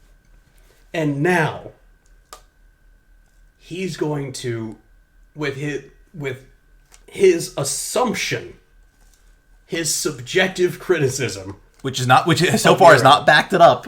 Which he has not provided specific. He just said, aside from the fact that he believes he's petty, and like that was a specific character trait that he believed Nero to have, which he does have, which we can agree with, but for a good reason. But there's framing for it, and not for the whole game. It's not just the character. It's not just his character change for no reason. Yes, as opposed to 4. But now he's going to take his interpretation of Nero and now compare it to Dante from DMC. What do we say now? Aside from no, you're comparing a character from a property we don't like to your interpretation of that we Nero believe is wrong from DMC. Yeah. So what do we do in the next couple of minutes? Just say no? Well, let's just see what he has to say. Okay, I guess so. That Devil May Cry 5 makes Nero really unlikable.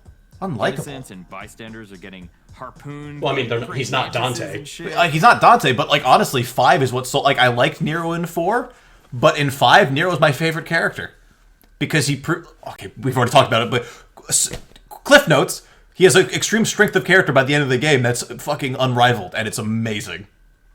But dude is on he's starting to reach Sparta levels of moral paragon. And he started to realize that he needed help, sought it out on his own. Yep. And then came to the correct conclusion on his own using a phone call. Moving on. And Nero is still pissed off about that dead weight thing. Okay, yes, it makes sense. Next. Kind of holds him back, but Nero's just so whatever about saving innocent lives in this one. I'm sorry. So whatever about saving innocent lives where he is visibly angry and wants to go back and help, but he knows that he can't accomplish anything of some substance because he just got his ass handed to him. Yeah, this is... And then to actually solve the issue, he has to leave, get stronger, and then come back. and he knows that, but he doesn't want to do it. But V has to convince him. You just showed the cutscene that showed that, and he's just like, hey, he's whatever about saving lives. He shows up and saves Crew Cut, but no, he doesn't care about Crew Cut or people. And he fucking makes a joke to Crew Cut. Yeah. Like he Dante'd it up for a bit. Like you could see him start to like develop. You taking notes? That like crust, like that protective layer of Dante-ness. Right, like he starts to emulate the worst parts of Dante's character, not in terms of quality of writing, but in terms of emotional intelligence. I can see it. Yeah, a little bit. I mean but that's not like a core part of the story. No, not at all. That's just something I noticed. Mm-hmm. Like the more Nero like was hurt and felt like kind of helpless, the more he would tell jokes to cover it up, which is something that even I do. Mm-hmm. Like that's just something I noticed.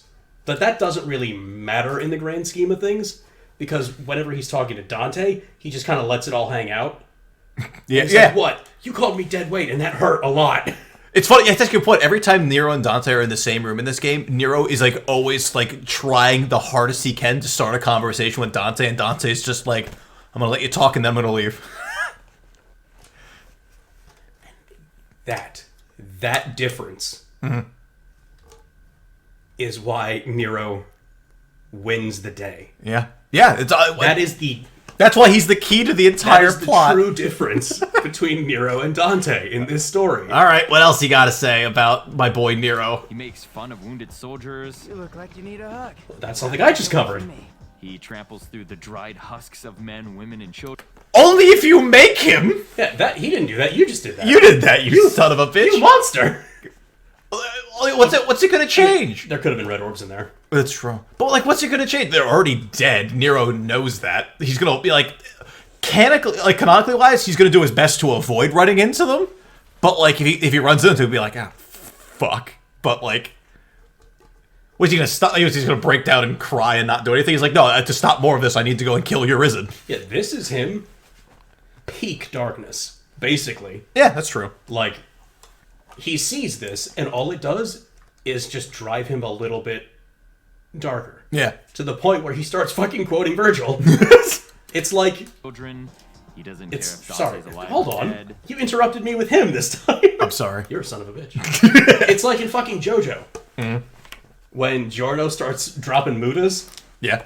And you're like, hold on, what's that mean? Does that mean you're like a fucking secret asshole?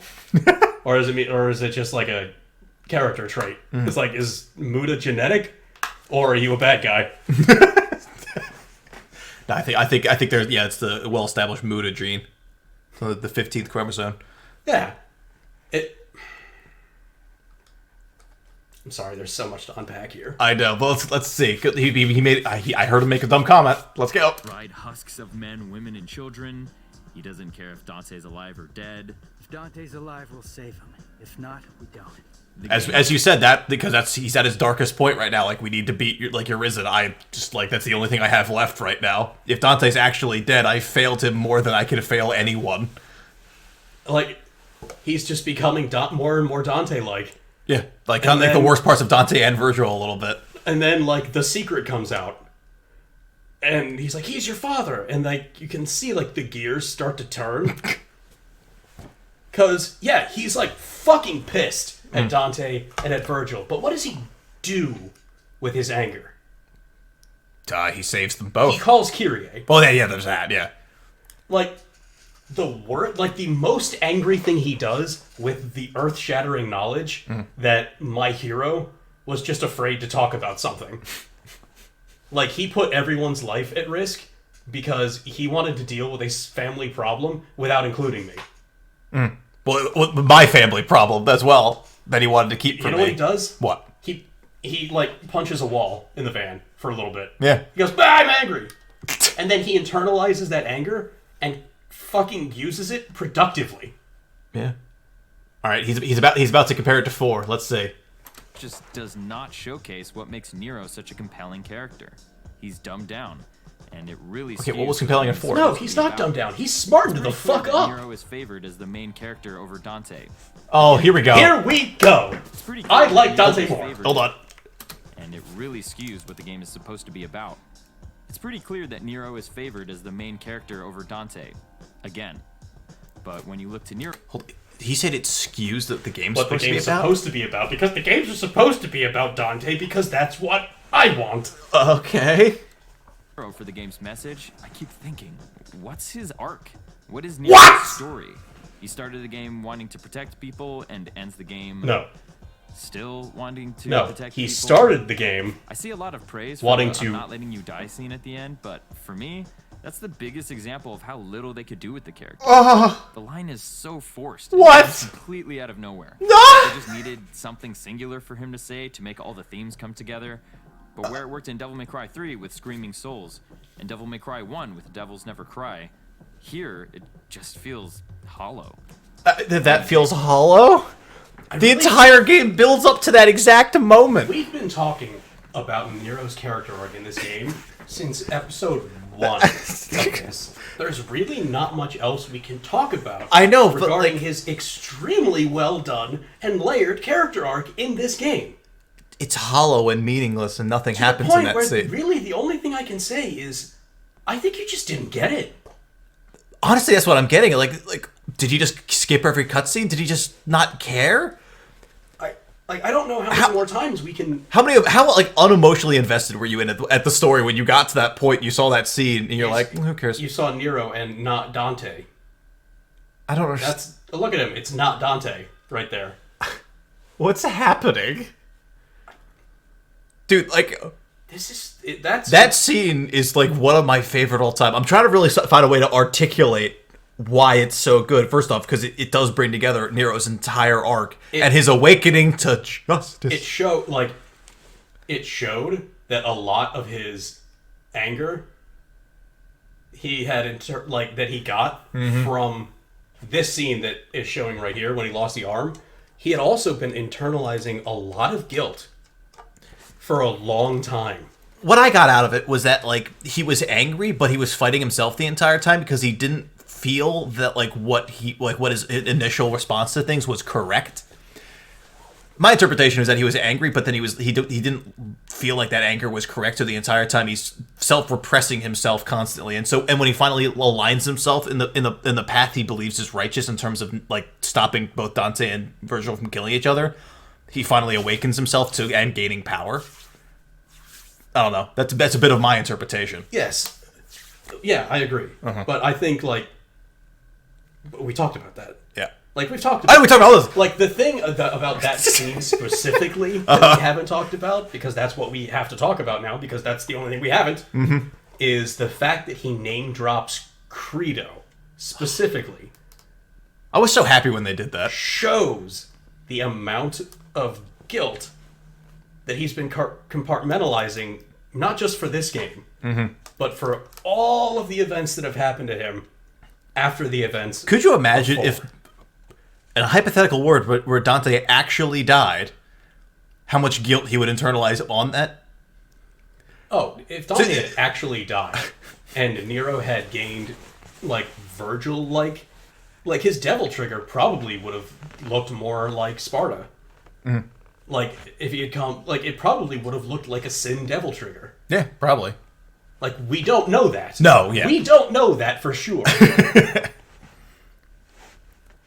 But the power that he would have gained from anger is very Dante, but more specifically Virgil-like. He would have become his father. But he didn't. But he didn't. And that's why he wins the day. But, the fact that he name drops Credo specifically, It connects the whole admits game to with failing. 4 and also creates a through line of Nero's entire story, which apparently doesn't exist for you. it's so good.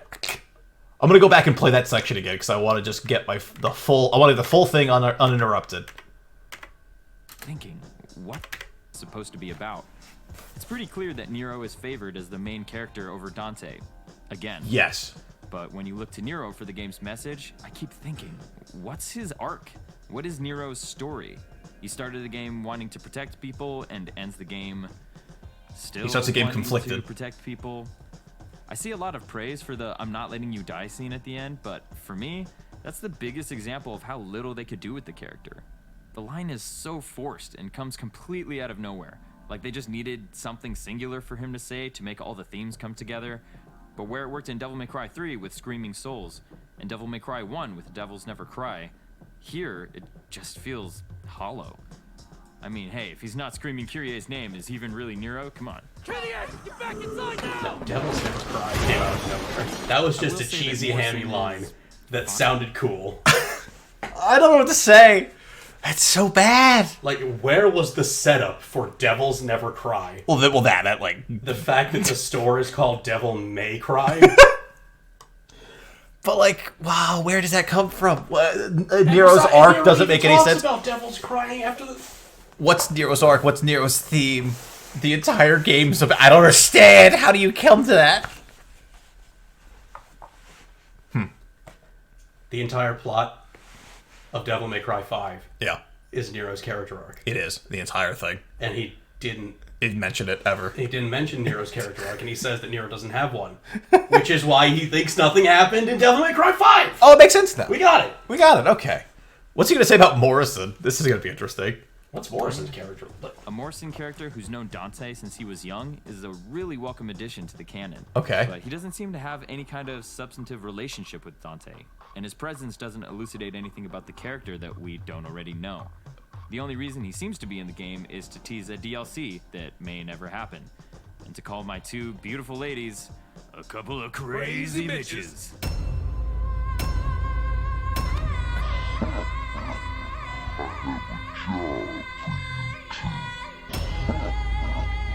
What is happening? Jesus Christ. For real. Like, I legitimately thought I was gonna get in trouble for calling them pizza sluts in my first video, but apparently I was just ahead of the fucking game. Which, alright. We're gonna talk about Lady and Trish now. Okay, so... Like, yeah, Morrison's not a large part of the story, but, like, he's just the broker for jobs. Did you want him to show up halfway through the game and be like, hey, Nero, I know you're busy right now. You want our job? You want Sorry, did you notice what happened here? What? Again. I'm lost. He thinks that a legacy character was insulted. But the thing is, doesn't- he insulted them in the previous video. A legacy old character Uh-huh. was not given precedence over a newer character, and therefore it's bad. Oh, no. That's what he just said. Oh, well, yeah, okay, you're not wrong. This is identical to his problem With Dante and over Nero. Dante. It's the same problem. And guess what? Lady and Trish have always traded insults with their longtime friends. Yeah, that's true. They beat up Dante all the time. Like, okay, yeah, you also, slid a silly insult their way. Like, guess what? It also happened in the game. Not surprising. This is true. Nostradamus. Like, does Morrison have to be that important, though? That's the other thing I'm trying to get at. Like, he's I don't... No, he's fan service. A little bit, yeah. But like In the same way that the fucking doppelganger and Not in a Million Years is. Like, he was a character that was established in the extended universe, and they're like, all right, let's throw him in. Let's give him some love. Yeah. And, like, he's there. He's Like, the criticism is, like, he doesn't really look like the same. Like, having him be, like, a bald black dude, weird. okay, But, whatever. like, Who cares? that was his first introduction in a game. Yeah. They can design the character however they want. Yeah. I don't understand. I mean, like, sure, he doesn't listen to anything new about Dante, but his interaction with Dante is Itsuno fun. himself had designed Morrison for the anime and been like, canon, this is Morrison, and for some reason they changed him to, like, a black dude, I would have been like, that's fucking weird. Yeah, but at the same time, it's like, that's the most you can say about it. It's not awful. Yeah. It's not even bad. It's just like, okay, it's different. Cool. Like, sure, it doesn't invoke a new emotion out of Dante having Morrison show up, but, like, the conversation was fun between the two. With Dante, like, can you please get me out of that birthday party? Come on, man. All right. Well, let's see. Lady and Tresh. This is gonna be the hotter takes. I think so. Although this is the ground we might actually agree with him in. Out of everything. I have my doubts. Notice that I can put these two in the same title? These are not two separate characters. Yes, These are two carbon copy, bimbo-ass, pizza slut bitches that spend the... What are you doing? No, they have the same technical purpose in the story. Let's get off that. Oh, god damn it. Or running away. Okay, I need to place a pause. They have the same technical purpose, but they do it in different ways to different people. Trish resembles Eva, and is a catalyst for V to open up to someone other than Dante about his origin, explaining his mistake about becoming Urizen, and basically him saying, like, I think I made a mistake. Huge character moment for V. Yeah. One that sticks with him even though he didn't want it to. If our roles were reversed, Dante. And then Lady, on the other hand, Yep. we talked about that, drops the fucking sage advice. To Nero. Like, if you kill your father, you will never... they are so fucking integral to the story that the fact that, like... But, of course, it's character moments. And one of them is a character moment for Nero, who didn't have character. No, he had nothing. Nothing happened. Nothing, so they didn't actually do anything. Like, the fact that they didn't go out and, like, kill demons means that there's no plot. They have no purpose.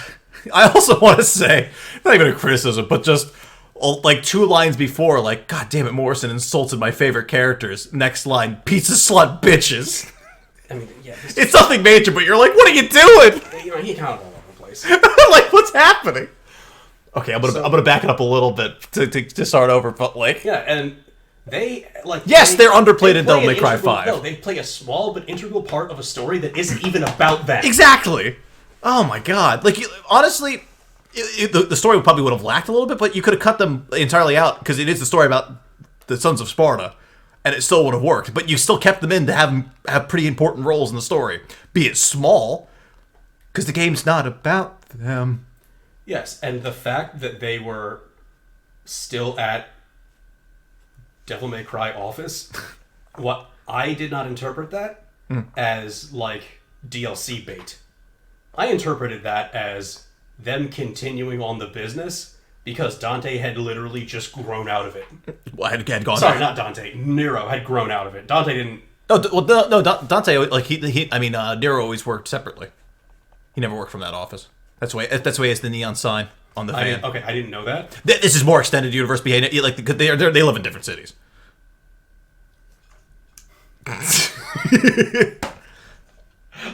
DMC Los Angeles. Oh god. But yeah, Dante gave him the neon sign, like, here you go, kid. You can you can work in my business. And Nero's like, oh, thanks, Dad. And Uncle. Dante. I gotta go now and eat pizza. This is getting awkward. Yeah. I think, strangely, like, he feels insulted because he feels like they were insulted by not having anything to do with the story. But by implying that they actually didn't have anything to do with the story, I think you are insulting their actual contribution to the story, which insults them more than if they had just gone around and killed some shit. It's not wrong, actually, yeah. Alright, I'm gonna back it up. And alright. Dude, we are almost done for the day. I know. I want to get to 20 minutes at least. These are not two separate characters. These are two carbon copy, bimbo-ass, pizza slut bitches. Oh, it was worse. He said bimbo, too. Jeez, what are you doing? Covered in goo or running away. I told you they were going to do this to them. Yeah, covered in goo running away. Okay, let's ignore all the scenes where they have heart-to-heart conversation with other characters. Moving on. I just didn't think it'd be this bad. These are not strong women. These are not intelligent or interesting women. This is Dante's war. You can't kill your father. You never come back from that. What are you doing? Like, see? Like, this is my... He just, like... It's like he just misses cutscenes. Like, when did it happen that a woman's strength of character become not important? Did When he did just that happen? Did It happened like regardless of in that? the last 5 years. Regardless of that, did he get like a fucking like pre-alpha copy that was like sawed in half that still run on his PC or like PS4? Like, what's happening? Dude. It's next. Like, are the worst possible versions of these characters. Trish, at the very least, pretends to be important by reciting exposition that Via's already told her because she's dumb and doesn't know anything anyway. But oh my god, what they do to Lady in this game. yeah. Now, I'm not trying to It's tout like, any did you kind just of not get feminist it, agenda boss? here, which is annoying that I have to preface that. Okay. like honestly, did you just not get it?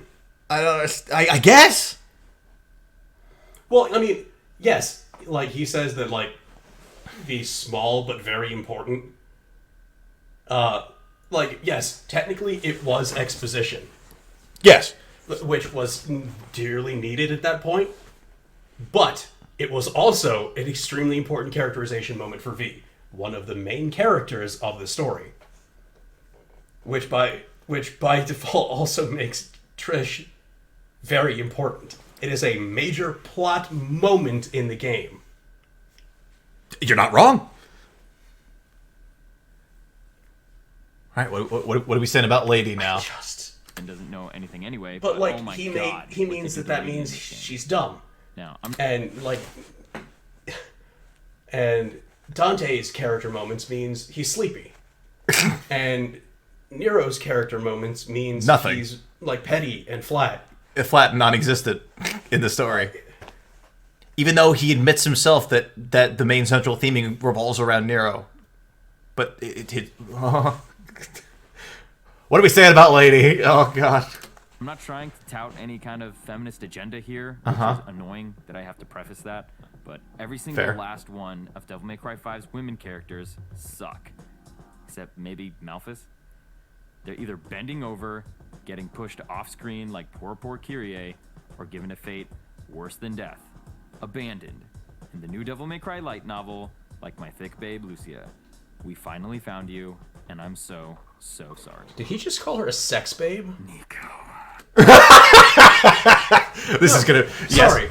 Did Sorry. you just say sex babe? I don't want to rewind and find out. Do you really want to? I don't think he said that. I think. Oh, God damn it! Fine. Screen like poor Kyrie, or given a fate worse than death. Abandoned. In the new Devil May Cry light novel, like my thick babe Lucia. Thick We babe. finally found you, and I'm so sorry. Basically the same thing. I guess. Okay, so let's wrap that up here. So every female character, we haven't talked about Nico yet. Every female character is functionally bad. Because they're sexy.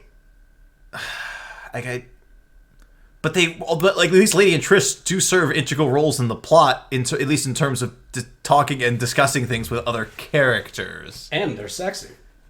I guess. Yeah, like guess what?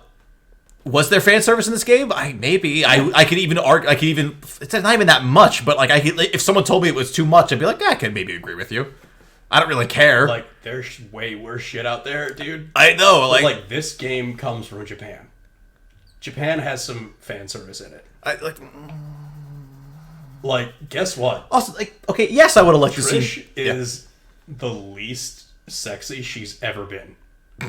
That's actually true. Yeah, like fucking Remember go back to Devil May Cry 4. 4, when you could like seriously notice that when she was in costume and she was fighting those scarecrow things, you could really tell that she wasn't wearing any underwear. Okay.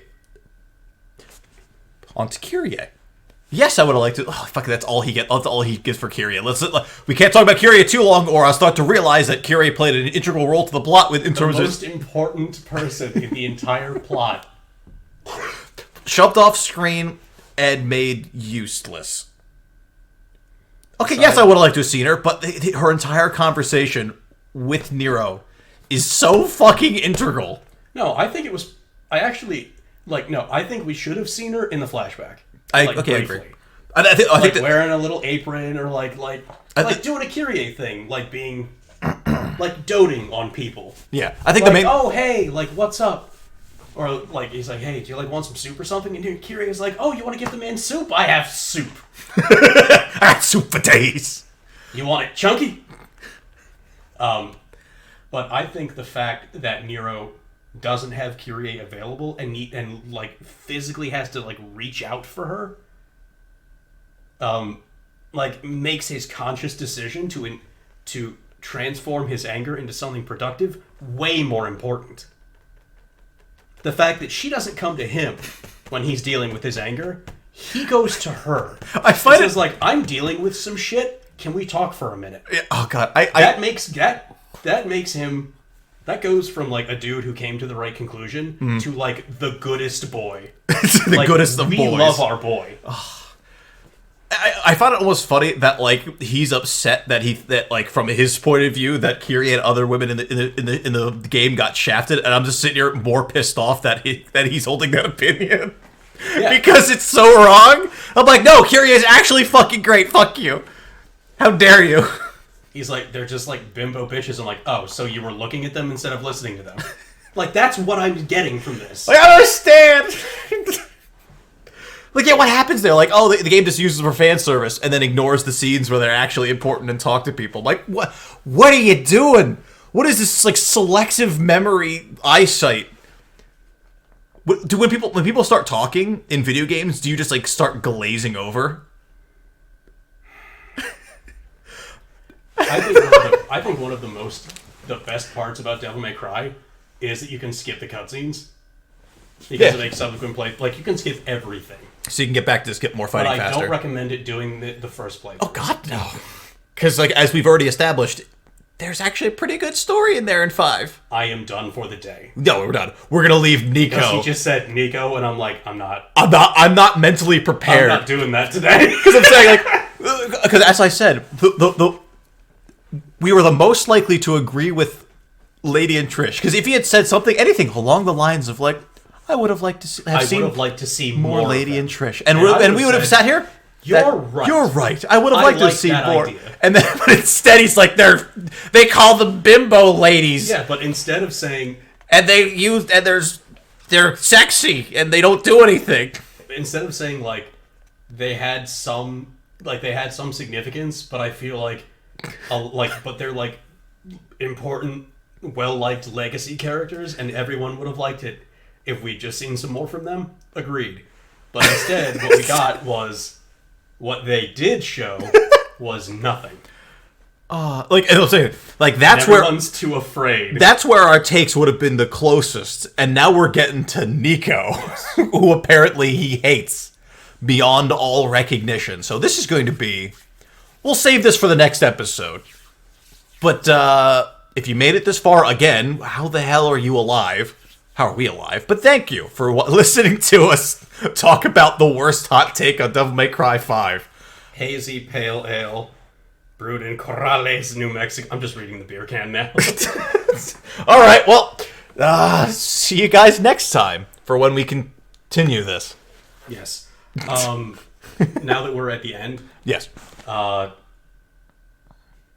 like the idea. We got a comment talking about a possible next topic of ours, God of War.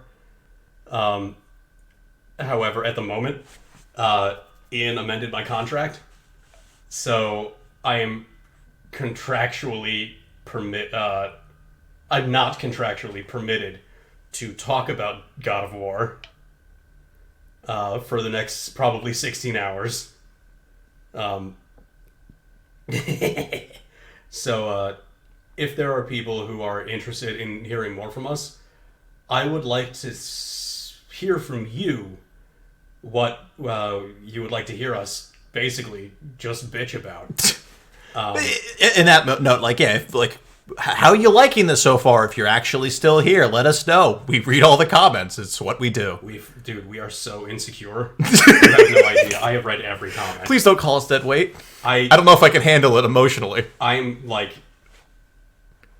a fucking slut with like favoriting comments. I have given a little heart to every comment. I've noticed. Little heart. Even I get them, which is surprising. Yeah. I mean, I love the comments. I don't want to do it.